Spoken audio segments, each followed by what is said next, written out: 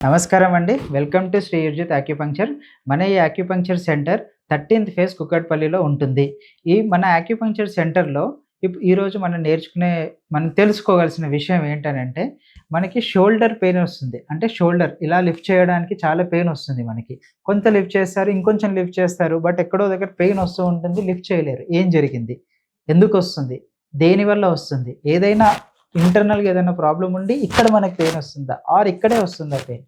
అంటే ఇప్పుడు కొంతమంది చూడండి, ఈ పెయిన్ మనకు రాడానికి దీనికి రూట్ కాజ్ ఇంకేదో ఉంటుంది. అది ఐడెంటిఫై చేయాలి.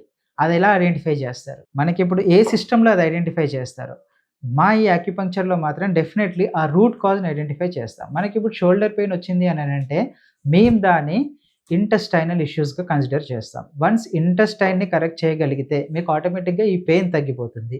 సో, ఎందుకననంటే మనం సపోజ్ లార్జ్ ఇంటెస్టైన్ ఉందనండి ఇప్పుడు. ఆ లార్జ్ ఇంటెస్టైన్‌లో మనకేదైనా అబ్నార్మాలిటీస్ ఉన్నాయని అనుకోండి, దాని యొక్క దాని సిమ్టమ్ ఎక్కడైతే మనకి ప్రాబ్లమ్ ఉందో, ఇక్కడుంది ప్రాబ్లమ్ అని చెప్పడానికి ఇక్కడ ఇది అలర్ట్ మనకి.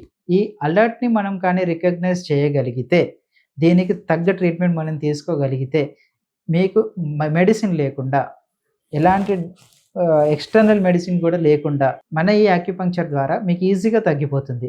బట్ సెషన్స్ పడతాయి. 4, 5 సెషన్స్‌లో మీకిది మంచిగా తగ్గిపోతుంది. మీకు అర్థమవుతుంది. ఫస్ట్ సెషన్‌లో మీరు ఎంత లిఫ్ట్ చేయగలిగితే సెకండ్ సెషన్‌లో ఎంత లిఫ్ట్ చేయగలరో హ్యాండ్‌ని దాన్ని బట్టే మీకు అర్థమవుతుంది. మేము పెయిన్ మీద కాన్సంట్రేట్ చేయమండి. Pain is the symptom of the root cause.